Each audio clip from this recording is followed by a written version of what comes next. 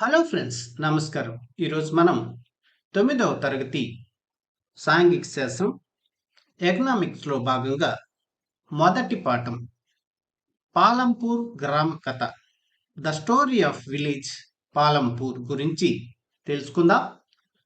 పాలంపూర్ గ్రామ కథ ఉద్దేశ్యం గ్రామం ద్వారా ఉత్పత్తికి సంబంధించిన ప్రాథమిక భావనలను పరిచయం చేయడం. పాలంపూర్కు 3 కిలోమీటర్ల దూరంలో ఉన్న పెద్ద గ్రామం ఏది? రాయ్గంజ్. రాయ్గంజ్కు దగ్గరగా ఉన్న చిన్న పట్టణం ఏది? షాపూర్. పాలంపూర్ గ్రామంలో వివిధ కులాలకు చెందిన కుటుంబాలు ఎన్ని? 450 కుటుంబాలు. గ్రామంలోని అధిక శాతం భూమి ఎన్ని కుటుంబాల చేతుల్లో ఉంది? ఉన్నత కులాలకు చెందిన 80 కుటుంబాల చేతుల్లో. పాలంపూర్ గ్రామ జనాభాలో షెడ్యూల్డ్ కులాల వారు అంటే దళితులు ఎన్నో వంతు ఉన్నారు? 3వ వంతు. పాలంపూర్ గ్రామ కథనం పాక్షికంగా ఈ పరిశోధన పైన ఆధారపడి ఉంది.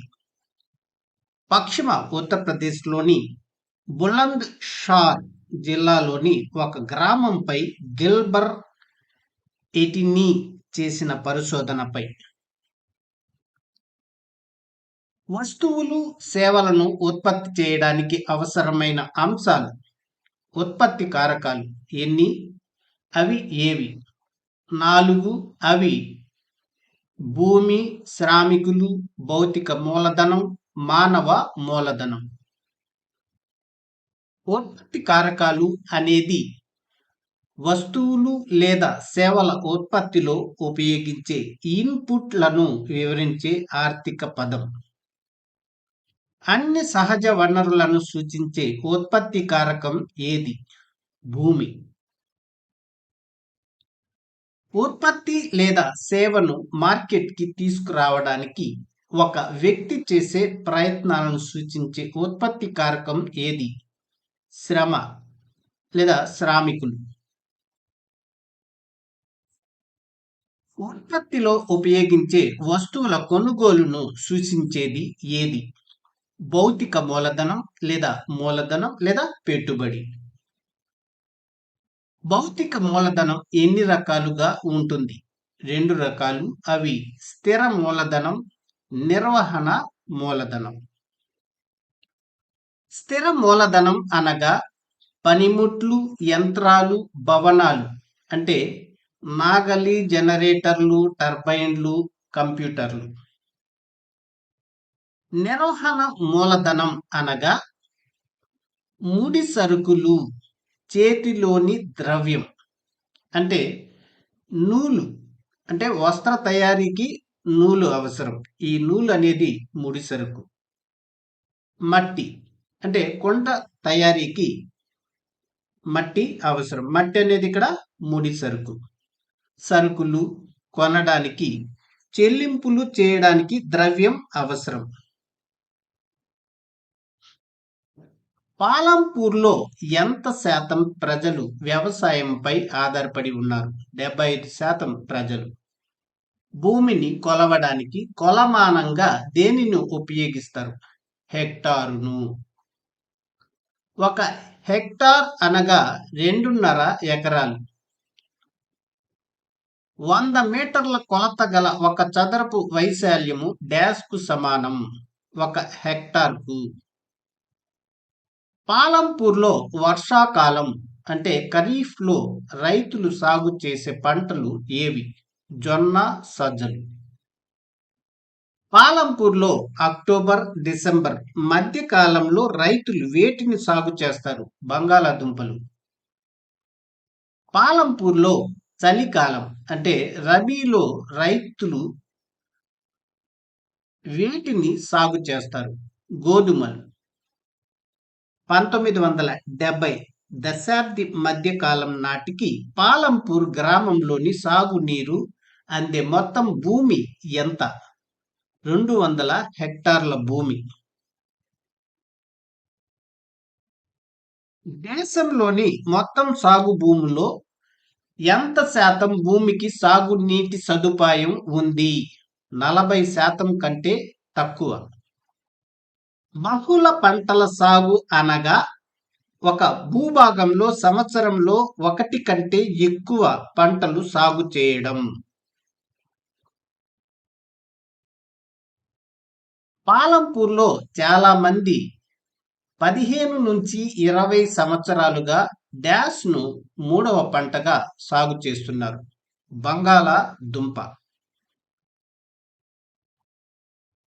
1960లలో వచ్చిన హరిత విప్లవం భారతీయ రైతులకు పరిచయం చేసిన అధిక దిగుబడినిచ్చే విత్తనాలు ఏవి? HYV విత్తనాలు, వరి, గోధుమ విత్తనాలు ఇవి. ఆధునిక వ్యవసాయ పద్ధతిని అంటే హరిత విప్లవం భారతదేశంలో మొదటగా ప్రయత్నించిన వారు పంజాబ్, హర్యానా, పశ్చిమ ఉత్తరప్రదేశ్. పాలంపూర్లో సాంప్రదాయ విత్తనాల ద్వారా హెక్టార్కి ఎన్ని కిలోల గోధుమ దిగుబడి వచ్చేది? 1300 కిలోలు.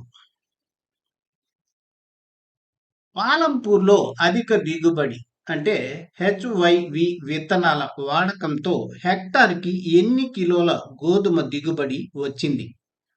3200 కిలోలు. భారతదేశంలో 1965-66 మధ్య పప్పు ధాన్యాల ఉత్పత్తి ఎంత? 10 మిలియన్ టన్నులు. భారతదేశంలో 2019-20 మధ్య పప్పు ధాన్యాల ఉత్పత్తి ఎంత? 23 మిలియన్ టన్నులు. భారతదేశంలో 1965-66 మధ్య గోధుమ ఉత్పత్తి ఎంత? 10 మిలియన్ టన్నులు. భారతదేశంలో 2019-20 మధ్య గోధుమ ఉత్పత్తి ఎంత? 108 మిలియన్ టన్నులు. పప్పు ధాన్యాలు మరియు గోధుమల ఉత్పత్తి మిలియన్ టన్నులలో ఇవ్వడం మనం ఇక్కడ గమనించవచ్చు. అంటే 1965-66 నుండి 2019-20 వరకు ఉన్నటువంటి పప్పు ధాన్యాల ఉత్పత్తి అలాగే గోధుమ ఉత్పత్తిని ఇక్కడ మనం చూడవచ్చు. భారతదేశంలో రసాయన ఎరువుల వినియోగం అత్యధికంగా ఉన్న రాష్ట్రం పంజాబ్. పాలంపూర్లో గల మొత్తం 450 కుటుంబాలలో ఎన్ని కుటుంబాలకు భూమి లేదు? 150 కుటుంబాలకు, అంటే 3/3 కుటుంబాలకు. పాలంపూర్లో 2 హెక్టార్ల కంటే తక్కువ విస్తీర్ణం కలిగిన చిన్న వ్యవసాయ కమతాలను సాగు చేస్తున్న కుటుంబాలు ఎన్ని? 240 కుటుంబాలు. పాలంపూర్లో 2 హెక్టార్లకు మించి భూమి ఉన్న పెద్ద మధ్య తరగతి కుటుంబాలు ఎన్ని? 60 కుటుంబాలు. పెద్ద రైతులలో కొంతమందికి ఎంత సాగు భూమి ఉంది? 10 హెక్టార్లు లేదా అంతకంటే ఎక్కువ. భారతదేశంలో ఉపాంత మరియు చిన్న రైతులు అంటే 2 హెక్టార్ల కన్నా తక్కువ భూమి ఉన్న రైతులు సాగు చేస్తున్న భూమి శాతం 44.6%. భారతదేశంలో మధ్య తరహా పెద్ద రైతులు 2 హెక్టార్ల కన్నా ఎక్కువ భూమి ఉన్న రైతులు సాగు చేస్తున్న భూమి శాతం 55.4%. భారతదేశంలో ఉన్న ఉపాంత మరియు చిన్న రైతుల శాతం 85%. భారతదేశంలో ఉన్న మధ్య తరహా పెద్ద రైతుల శాతం 15%. ప్రభుత్వం వ్యవసాయ కూలీలకు నిర్ణయించిన కనీస వేతనం ఎంత? 300 రూపాయలు. ఇది 2019 మార్చిలో నిర్ణయించడం జరిగింది. పాలంపూర్ గ్రామంలో గల చాలా పేదవారిలో ఈ ఇద్దరు ఉన్నారు. దళ రామ్ కాలీలు. 2019 మార్చిలో ప్రభుత్వం వ్యవసాయ కూలీలకు నిర్ణయించిన కనీస వేతనం రూ. 300. కానీ దళ ఎన్ని రూపాయలు పొందుతున్నాడు? కేవలం రూ. 160 మాత్రమే. గోసాయిపూర్, మజౌలీలు అనేవి ఉత్తర బీహార్లో గల 2 గ్రామాలు. గోసాయిపూర్, మజౌలి గ్రామాల్లో గల మొత్తం కుటుంబాల సంఖ్య 850 కుటుంబాలు. భూమి లేని కుటుంబాలకు చెందిన వారు లేదా డాష్ చిన్న రైతులు. శ్రమకు భిన్నంగా డాష్ అనేది కొరతగా ఉండే ఉత్పత్తి కారకం భూమి. వ్యవసాయ సాగు భూమి డాష్ గా ఉంటుంది స్థిరంగా. సాగు భూమి వ్యవసాయదారుల మధ్య డాష్ గా పంపిణీ జరిగింది అసమానంగా. ఇవన్నీ కూడా టెక్స్ట్ బుక్ లో ఈ విధంగా డాష్ల రూపంలో ఇచ్చిన వాటికి ఇక్కడ మనం సమాధానాలు చూడవచ్చు. ఉన్న భూమిని గరిష్టంగా వాడుకోవడం కోసం రైతులు డాష్ మరియు డాష్లను ఉపయోగిస్తారు. పురుగు మందులు మరియు రసాయన ఎరువులు. ఆధునిక వ్యవసాయ పద్ధతులకు పెద్ద మొత్తంలో డాష్ అవసరం. పెట్టుబడి లేదా మూలధనం. డాష్ ఒక సహజ వనరు కాగా డాష్ ఒక మానవ నిర్మిత వనరు. భూమి సహజ వనరు, పెట్టుబడి లేదా మూలధనం అనేది మానవ నిర్మిత వనరు. ఉత్పత్తి కారకాలకు సంబంధించి కింది వాటిలో ఏది నిజం కాదు? ఉత్పత్తి కారకాలు అనే పదం ఉత్పత్తికి అవసరమైన వనరులకు మరొక పదం. ఇది సరైనటువంటి పదం.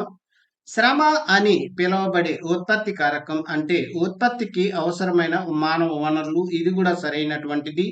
భూమి అని పిలువబడే అంశం లేదా ఉత్పత్తి అంటే ఉత్పత్తికి అవసరమైన సహజ వనరులు. ఇది కూడా సరైనటువంటిది.